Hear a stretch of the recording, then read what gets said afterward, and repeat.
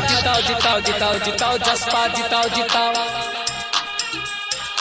हाँ छत्ता जिताओ जिताओ जिताओ जिताओ जसपा जिताओ जिताओ छत्ता जिताओ जिताओ जिताओ जिताओ जसपा जिताओ जिताओ हाँ छत्ता जिताओ जिताओ जिताओ जसपा जिताओ जिताओ छत्ता जिताओ जिताओ जिताओ जिताओ जसपा जिताओ जिताओ ये चुनाव के दिन लगा मोहर छत्ता चीन जसपा जिताओ जिताओ जिताओ जिताओ छत्ता जिताओ जिताओ हाँ जसपा जिताओ जिताओ जिताओ जिताओ छत्ता जिताओ जिताओ छत्ता जिताओ जिताओ मेयर के पद पर छे राम बाबू यादव यो छत्ता में मोहर लगा छत्ता जिताओ जिताओ जिताओ जिताओ जसपा जिताओ जिताओ हाँ छत्ता जिताओ जिताओ जिताओ जिताओ जसपा जिताओ जिताओ जसपा जिताओ जिताओ सुनू ने काका काकियो सुनू ने भैया भौजियो जसपा जिताओ जिताओ जिताओ जिताओ छत्ता जिताओ जिताओ हाँ जसपा जिताओ जिताओ जिताओ जिताओ छत्ता जिताओ जिताओ अध्यक्ष के पद पर छे दीपिंदर यादव यो छत्ता में मोहर लगा छत्ता जिताओ जिताओ जिताओ जिताओ जसपा जिताओ जिताओ हाँ यो छत्ता जिताओ जिताओ जिताओ जिताओ जसपा जिताओ जिताओ हाँ अपना ही सब जसपा पार्टी में छत्ता छाप में वोट जरूर जाकर दे बेटा कर दे डीजे उमेश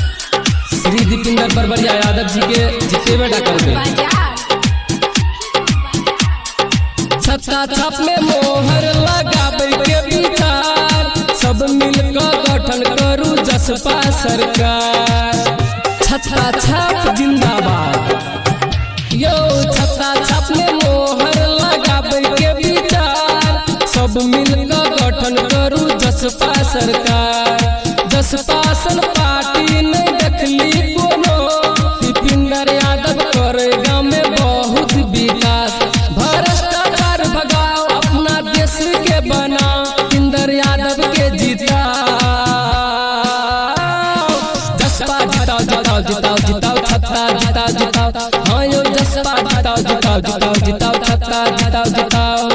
जसपा जिताओ जिताओ जिताओ जिताओ छत्ता जिताओ जिताओ हाँ यो जसपा जिताओ जिताओ जिताओ जिताओ छत्ता जिताओ जिताओ हाँ चले चलो अपना ही सब छत्ता छाप में वोट देला तबे ने नेता फिर से विकास करते हो गिरदाना और चिकना गांव में चले चलो छत्ता छाप में मोहर लगे बेटा करूं जनता के लागी मसीहा से बनल यो दीपिंदर बरबरिया जसपा में है चुनल